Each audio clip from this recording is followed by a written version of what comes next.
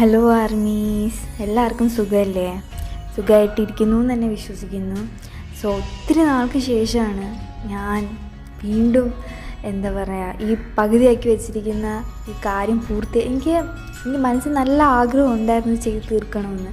പിന്നെ കുറേ നാളത്തെ ഗ്യാപ്പ്, അതിനുശേഷമുള്ളൊരു മടി, അങ്ങനെ ഫ്രണ്ട്സൊക്കെ ഒത്തിരി മോട്ടിവേറ്റ് ചെയ്തു ചെയ്യണം എന്ന് പറഞ്ഞിട്ട്. പിന്നെ നിങ്ങളുടെ കമൻസൊക്കെ നോക്കുമ്പോഴത്തേക്കിനും ഒത്തിരി സന്തോഷമുണ്ട്. ഒത്തിരി ഇല്ലെങ്കിലും നിങ്ങൾ ഇത്രയും പേര് തന്ന ആ സപ്പോർട്ട് കാരണമാണ് ഞാൻ വീണ്ടും ഇത് ചെയ്യണമെന്ന് ഇപ്പം ആഗ്രഹിക്കുന്നത്, ചെയ്യുന്നത്. അപ്പോൾ അതേ സപ്പോർട്ട് നിങ്ങൾ വീണ്ടും ഇത് തുടരെ കാണിക്കുമെന്ന് ഞാൻ വിശ്വസിക്കുന്നു. ഇത്രയും ലോങ് വെയിറ്റ് ചെയ്യിപ്പിച്ചതിന് ഞാൻ ക്ഷമ ചോദിക്കുന്നു.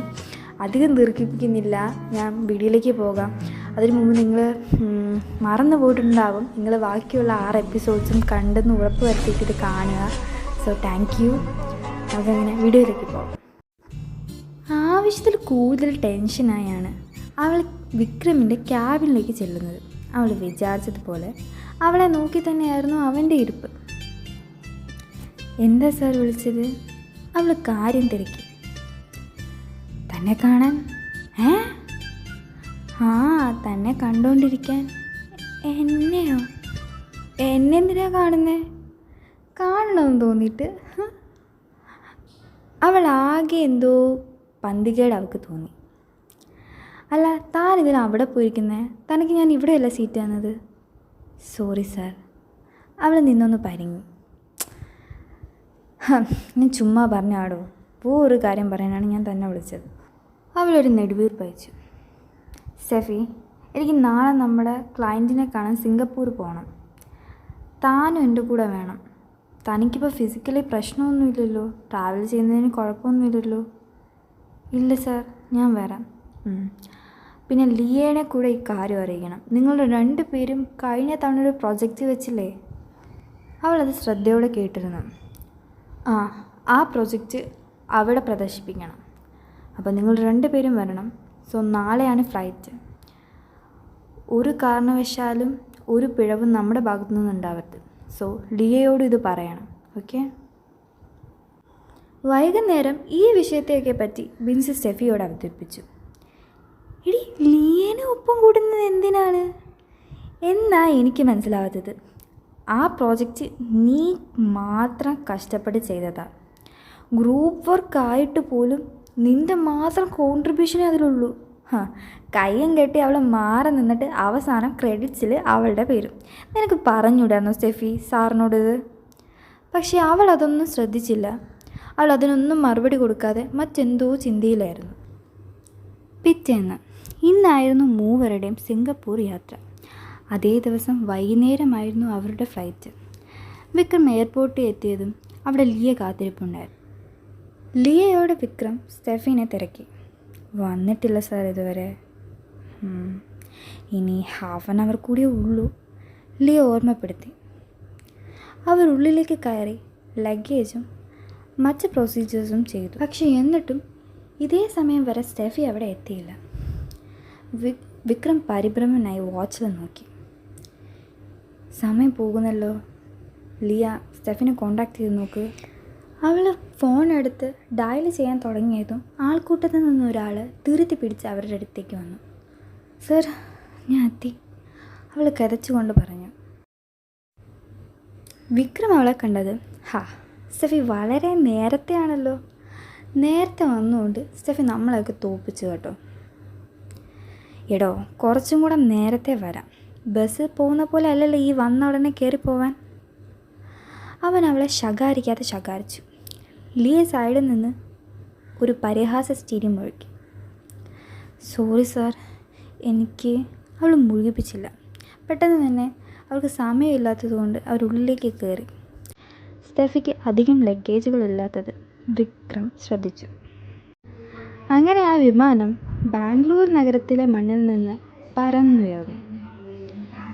ദീർഘമായ യാത്രയ്ക്ക് ശേഷം സിംഗപ്പൂർ അവരുടെ മുന്നിൽ ഒരുങ്ങി. അതിമനോഹരമായിരുന്നു സിംഗപ്പൂർ. പുലർച്ചയോടെ അവർ സിംഗപ്പൂരിൻ്റെ മണ്ണിൽ പറന്നിറങ്ങി. എയർപോർട്ടിലെത്തിയതും ലിയയും സ്റ്റെഫിയും തലയ്ക്ക് നടന്നു. വിക്രമിന് ധാരാളം ഫോൺ കോളുകൾ വന്നുകൊണ്ടേയിരുന്നു. അവൻ അവരുടെ പിന്നാലെ നടന്നു. ലിയ വളരെ എക്സൈറ്റഡ് ആയിരുന്നു, അതവളുടെ മുഖത്ത് കാണാനും സാധിക്കുന്നുണ്ടായിരുന്നു. പക്ഷേ സ്റ്റെഫിക്ക് അതേ എക്സൈറ്റ്മെൻ്റ് ഒന്നും കാണാനുണ്ടായിരുന്നില്ല. ഉടനെ തന്നെ അവർക്ക് യാത്ര ചെയ്യാനുള്ള ടാക്സി അവരുടെ മുമ്പിലെത്തി. സിംഗപ്പൂരിലുള്ളതിൽ വെച്ച് തന്നെ ഏറ്റവും ലക്ഷറി ആയിട്ടുള്ളൊരു ഹോട്ടലായിരുന്നു അവരുടെ സ്റ്റേ. അവിടെ എത്തിയതും വാവ് അമേസിങ്, ലിയ അവളുടെ അഭിപ്രായം പ്രകടമാക്കി. സ്റ്റെഫിക്ക് വലിയ അതിശയമൊന്നും തോന്നിയില്ല. വിക്രം കീ റിസപ്ഷനിൽ നിന്ന് വാങ്ങി അവരെടുക്കുക വന്നു. ഇതാക്കി അവനത് അവരുടെ നേരെ നോക്കി. നിങ്ങൾ രണ്ടുപേർക്കും റൂം ഷെയർ ചെയ്യുന്നതിൽ കുഴപ്പമൊന്നുമില്ലല്ലോ. ലിയ ചാടി കീ വാങ്ങി. ഇന്ന് വൈകുന്നേരം ഇവിടെ തന്നെ വെച്ചൊരു പാർട്ടി ഉണ്ട്. 8 മണിക്ക് തന്നെ 2 പേരും എത്തണം. ഇവിടെ ബിസിനസ് പാർട്ട്നേഴ്സ് ഉൾപ്പെടെ ആളുകളുണ്ടാവും. ഒരു കാര്യം പ്രത്യേകം പറയാൻ, ലേറ്റ് ആയത്. ഓക്കെ. ലിയ ബിൻസിയും അതിന് ശരിവെച്ച് അവിടുന്ന് റൂമിലേക്ക് പോയി. 2 പേർ പാർട്ടിക്ക് പോകാനുള്ള തയ്യാറെടുപ്പിലായിരുന്നു. ലിയ അവളുടെ മുടിയിൽ മിനുക്കപ്പണികൾ ചെയ്തുകൊണ്ടിരിക്കുന്നതിനിടയിൽ കണ്ണാടിക്കൂടി സെഫി അവളുടെ ലഗേജിൽ നിന്ന് ഇടാനുള്ള ഉടുപ്പ് എടുത്ത് വെക്കുന്നത് കണ്ടു. ആ ഉടുപ്പ് കണ്ട് ലിയയുടെ കണ്ണും ഒന്ന് മിന്നി. പെട്ടെന്ന് സ്റ്റെഫി പറഞ്ഞു, ലിയ ഞാൻ കുളിച്ചിട്ട് വരാം. അത് പറഞ്ഞ് അവൾ ആ ഡ്രസ്സ് ബെഡിൽ വെച്ചിട്ട് കുളിക്കാൻ കയറി. ലിയ എഴുന്നേറ്റ് സ്റ്റെഫിയുടെ ഡ്രസ്സ് കയ്യിലെടുത്തു. ആ ഡ്രസ്സ് ലിയ ഇട്ടിരിക്കുന്നതിലും ഭംഗിയുള്ളതായി അവൾക്ക് തോന്നി. നീ ഇതിട്ട് വരുന്നത് എനിക്കൊന്ന് കാണണം. അവളുടെ ചുണ്ടിൻ്റെ കോണിൽ ഒരു ക്രൂരമായ ചിരി പടർന്നു. കുളി കഴിഞ്ഞിറങ്ങിയ സ്റ്റെഫി റൂമിൽ ലിയയെ കണ്ടില്ല. അപ്പോഴാണ് നിലത്ത് വീണ് കിടക്കുന്ന അവളുടെ ഉടുപ്പ് അവൾ കണ്ടത്. അവൾ ഓടിയത് കയ്യിലെടുത്തു. മൈ ഗോഡ്, ഇത് മുഴുവൻ കീറി, ഇതാര്? അപ്പോഴാണ് അവൾ ഡ്രോയറിന് മുകളിലിരിക്കുന്ന കത്രിക കണ്ടത്. അവൾ ചെന്ന് ആ കത്രിക എടുത്തു. അതിൽ അവളുടെ ഉടുപ്പിൻ്റെ അതേ നാരുകൾ കണ്ട് അവൾ നെറ്റിച്ചൊളിച്ചു. ഇതേ സമയം ഫംഗ്ഷൻ നടക്കുന്ന സ്ഥലത്ത് വിക്രമും മറ്റു പങ്കാളികളുമായി സംസാരിച്ച് നിൽക്കെ ലിയ അവിടേക്ക് കടന്നു വന്നു. ഫുൾ ആറ്റിറ്റ്യൂഡിലായിരുന്നു അവളുടെ വരവ്. Hello sir. അവൾ വന്ന് വിക്രമിൻ്റെ അടുത്ത് നിന്നു. പക്ഷെ അവൻ അവളെ കണ്ടതും, സ്റ്റെഫി എവിടെ? അവൾ വന്നില്ല സർ. വന്നില്ലേ? അതെന്താ? 2 പേരും കൂടെ വരണമെന്നല്ല ഞാൻ പറഞ്ഞത്. റെഡിയാവുന്നാ തോന്നുന്നു. നിനക്കറിയില്ലേ? എന്താ ഇത് ലിയ, നിങ്ങൾ തമ്മിലൊരു കോർഡിനേഷൻ ഒന്നുമില്ലേ? താൻ ദേ നേരത്തെ വന്നു, തനിക്ക് സ്റ്റെഫിനെ കൂടെ കൂട്ടാൻ അറിയില്ല? നിങ്ങളോട് 2 പേരോട് ഞാൻ പ്രത്യേകം പറഞ്ഞാണ് ലേറ്റായി വരരുതെന്ന്. അങ്ങനെ പാർട്ടി തുടങ്ങി. അവിടെ ഉണ്ടായിരുന്ന ആളുകളുടെ എണ്ണവും കൂടി. മെയിൻ സ്റ്റേജിൽ നിന്ന് ഒരു അനൗൺസ്മെൻറ്റ് കേട്ട് എല്ലാവരുടെയും ശ്രദ്ധ അങ്ങോട്ടേക്കായി. പാർട്ടിയുടെ സംഘാടകനായിരുന്നു അത്. ലേഡീസ് ആൻഡ് ജെൻറ്റിൽമാൻ, ഇവിടെ ഒത്തുകൂടിയിരിക്കുന്ന എല്ലാവരോടും ഞാൻ എൻ്റെ സ്വാഗതം അറിയിക്കുന്നു. നമ്മുടെ ജോലി തിരക്കുകളെല്ലാം മാറ്റിവെച്ച് ഈ ഈവനിങ് നമ്മളെല്ലാവരും ഒരുമിച്ച് എൻജോയ് ചെയ്യണം. അയാളത് പറഞ്ഞ് നിർത്തിയില്ല. അയാൾ ആരെയോ നോക്കുന്നത് കണ്ട് എല്ലാവരും പുറംതിരിഞ്ഞ് നോക്കി. എല്ലാവരും വ്യത്യസ്തമായ എന്തോ കണ്ട ഒരു അതിശയത്തിൽ അവിടേക്ക് നോക്കി. അല്ല, അവളെ നോക്കി. സ്റ്റെഫി അവിടേക്ക് കടന്നു വന്നു. ഇതായിരുന്നു അവളുടെ വേഷം. ലിയ, ഇതെങ്ങനെ എന്നൊരു രീതിയിൽ അവളെ നോക്കി. You too welcome beautiful lady, ആ സംഘാടകൻ മൈക്കിലൂടെ പറഞ്ഞു. അതോടെ അവൾ അവിടുത്തെ സെൻറ്റർ ഓഫ് അട്രാക്ഷനായി മാറി. അവൾക്ക് എന്തോ ഉള്ളിലൊരു ചെറിയ ചമ്മൽ തോന്നി. അവൾ ചിരിക്കുന്നത് പോലെ ഭാവിച്ച് അവിടേക്ക് നടന്നു. ലിയക്ക് ഇതിലൂടെ ഒന്നുകൂടെ ദേഷ്യം കൂടി. അതോടൊപ്പം സ്റ്റെഫി മനസ്സിലാക്കിയോ എന്നുള്ളൊരു ഭയവും അവളുടെ ഉള്ളിലുണ്ടായിരുന്നു. അവൾ അവിടേക്ക് വന്നതും വിക്രമിൻ്റെ മുഖം കണ്ടിട്ട് അവൾക്കൊന്നും വായിച്ചെടുക്കാൻ കഴിഞ്ഞില്ല. സ്റ്റെഫി എന്താ ലേറ്റ് ആയത്? സ്റ്റെഫി ലിയേനെ ഒന്ന് തറപ്പിച്ച് നോക്കി. ലിയ അവിടെ നിന്ന് ഒന്ന് പരിങ്ങി. ലിയ എന്തോ പറയാൻ വന്നതും അവൾക്ക് വക്കാലത്ത് പറയാൻ ആരും വരണ്ട. സ്റ്റെഫി ഉടനെ പറഞ്ഞു, സോറി സർ, ഇവിടെ തൻ്റെ പെണ്ണുകാണൽ ചടങ്ങൊന്നുമല്ല ഇത്ര ഒരുങ്ങിക്കെട്ടി വരാൻ. അപ്പോഴാണ് അവൾ ചുറ്റുമുള്ളവരെ ശ്രദ്ധിച്ചത്. പാർട്ടി ആയിരുന്നിട്ട് പോലും കാഷ്വൽ സ്റ്റൈലിലാണ് എല്ലാവരും വന്നിരിക്കുന്നത്. സ്റ്റെഫി, എനിക്ക് ഇഷ്ടമല്ലാത്തൊരു കാര്യമാണ് ഈ പങ്ക്ച്വാലിറ്റി കീപ്പ് ചെയ്ത ആൾക്കാർ. Don't make me regret my decision. Understand? Steffi അത് കേട്ട് തല താഴ്ത്തി.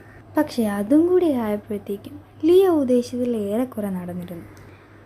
ഞാൻ നമ്മുടെ കമ്പനിയിൽ ഏറ്റവും ട്രസ്റ്റ് വർത്തി ആയിട്ടൊരു പാർട്ട്ണറും പിന്നെ എൻ്റെ വർഷങ്ങളോളം പരിചയമുള്ള എൻ്റെ സുഹൃത്തും. ഞാൻ അവനെ നിങ്ങൾക്ക് പരിചയപ്പെടുത്തുക. അവൻ ആൾക്കൂട്ടത്തിൽ ചൂണ്ടിക്കാണിച്ച് ഒരാളെ നോക്കിക്കൊണ്ട് പറഞ്ഞു, ആൽബി. അവൻ വിളിച്ചു. അയാൾ ഇവരെ ശ്രദ്ധിക്കുകയും ഉടനെ തന്നെ ഇവരുടെ അടുത്തേക്ക് ഓടി വന്നു. കുറച്ചും കൂടെ അടുത്ത് അയാളെ കണ്ടതും സ്റ്റെഫി മുഖം ചൊളിച്ചു. ഞാൻ എവിടെയോ? ആൽബിയും അവളെ കണ്ട് അതിശയിച്ചു. പക്ഷെ സ്റ്റെഫിക്ക് അവനെ എവിടെ വെച്ചാൽ കണ്ടതെന്ന് ഒരു പിടിയും കിട്ടിയില്ല. എടോ, ഓർക്കുന്നില്ലേ ബാംഗ്ലൂർ വെച്ചൊരു കോഫി ഷോപ്പിൽ? അപ്പോഴാണ് അവൾക്ക് ഓർമ്മ വന്നത്. യെസ്, പക്ഷെ പേര് ഓർത്തെടുക്കാൻ അവൾക്ക് പറ്റിയില്ല. ആൽബി. അവൻ പറഞ്ഞുകൊണ്ട് കൈ നീട്ടി. സ്റ്റെഫി. അവളും പറഞ്ഞു, എനിക്ക് ഓർമ്മയുണ്ട് സ്റ്റെഫീനെ, അവൻ പറഞ്ഞു. പക്ഷേ ഒന്നും മനസ്സിലാവാതെ അവിടെ നിൽക്കുന്നത് വിക്രമും ലിയയാണ്. വിക്രം, സ്റ്റെഫി. അത് എനിക്കും അറിയാം, പക്ഷെ അറിയാത്ത ഒന്നാണ് ഇവിടെ ഇതെന്താ ഈ നടക്കുന്നത്. എടാ, ഇത് വളരെ സർപ്രൈസായിപ്പോയി.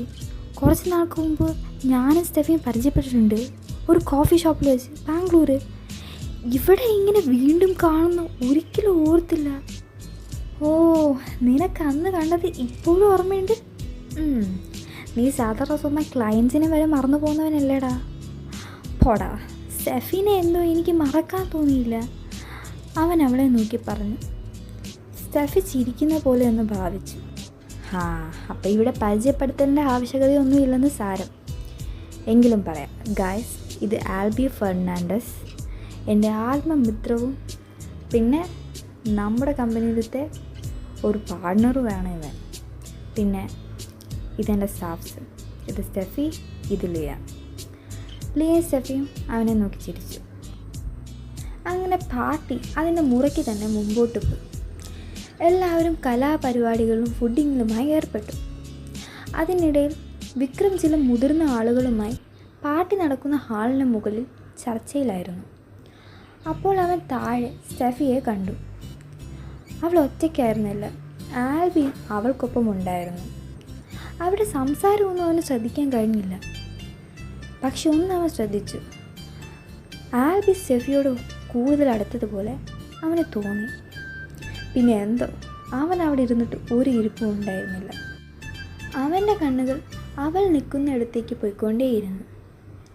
പിന്നെ നോക്കിയപ്പോൾ സ്റ്റെഫിനെ അവിടെ കാണാൻ കഴിഞ്ഞില്ല. Sorry, I have to leave. അവൻ ആ ചർച്ചയിൽ നിന്ന് അവിടെ നിന്ന് ഇറങ്ങി. പിന്നെ ടെറസിൻ്റെ ഒരു കോണിൽ ഒറ്റയ്ക്ക് നിൽക്കുന്ന സ്റ്റെഫിയാണ് അവൻ കണ്ടത്. അവനും അവിടേക്ക് നടന്നു. പക്ഷേ ഇതൊക്കെ വേറൊരാൾ പുറത്തുനിന്ന് വീക്ഷിക്കുന്നുണ്ടായിരുന്നു. പാർട്ടിയുടെ ഭാഗമായിട്ട് ടെറസിലും കുറച്ച് പരിപാടികളുണ്ടായിരുന്നു. ഡ്രിങ്ക്സും മറ്റു കാര്യങ്ങളുമെല്ലാം അവിടെയായിരുന്നു കൊടുത്തിരുന്നത്. അങ്ങനെ ആൾക്കൂട്ടത്തിൻ്റെ നടുവിൽ നിന്നൊക്കെ ഒഴിഞ്ഞ് ആ ടെറസിൻ്റെ ഒരു കോണിൽ സ്റ്റെഫി ഒത്തിരി നേരം അങ്ങനെ നിന്നു. അങ്ങനെ നിൽക്കെ അരികിൽ ആരുടെയോ പ്രസൻസ് തോന്നിയ അവൾ പെട്ടെന്ന് തിരിഞ്ഞു. മുന്നിൽ തന്നെ നിൽക്കുന്ന വിക്രമിനെ കണ്ട് അവളൊന്ന് ഞെട്ടി. അവൾ എന്തോ പറയാൻ വരികയാണെന്ന് മനസ്സിലാക്കിയ വിക്രം അവളെ തന്നെ നോക്കി നിന്നു. സാറിപ്പോൾ വന്നു? ഇപ്പോൾ. അവനും അവളുടെ അരികിലേക്ക് നിന്നു. ഇരുവരും പരസ്പരം ഒന്നും സംസാരിച്ചില്ല. അവിടേക്കൊരു തണുത്ത കാറ്റ് വീശി. കാറ്റ് പാറിക്കളിച്ച് അവളുടെ തലമുടികൾ അവൾ സൈഡിലേക്ക് ഒതുക്കി. അവൻ്റെ കണ്ണുകൾ അവളിലേക്ക് പോയി. നിലാവ് വെളിച്ചത്തിൽ നിലാവ് പോലെ അവളെ അവന് തോന്നി. ഇതേ സമയം ലിയ ഒരു വെയിറ്റർക്ക് കുറച്ച് പണം കൊടുത്തു. ഡോ, ഞാൻ പറഞ്ഞത് ഓർമ്മയില്ലേ? ഉണ്ട് മാഡം. ശരി, താൻ ഈ ജ്യൂസ് ആ പെങ്കൊച്ചിന് തന്നെ കൊടുക്കണം. അകലെ നിന്ന് സ്റ്റെഫിയെ ചൂണ്ടിക്കാണിച്ചുകൊണ്ട് ലിയ പറഞ്ഞു. മാഡം, കുഴപ്പമാകുമോ? എന്തു കുഴപ്പം? തനിക്ക് തരാനുള്ളതെല്ലാം തന്നില്ലേ? ഇനി ബാക്കിയൊന്നും താൻ അറിയണ്ട, ചെല്ല്. അല്പസമയത്തിനുള്ളിൽ തന്നെ വിക്രമിൻ്റെ സ്റ്റെഫിയുടെ അടുത്ത് ആ വെയിറ്റർ എത്തി. ലിയ ഉദ്ദേശിച്ചതുപോലെ തന്നെ ലിയ മായം കലർത്തി വെച്ച ജ്യൂസ് തന്നെ സ്റ്റെഫിയുടെ കൈകളിൽ ചെന്നു. ഇതെല്ലാം അകലെ നിന്ന് കാണുന്ന ലിയ. ഇനിയാണ് ദ റിയൽ ഗെയിം ബിഗിൻസ്.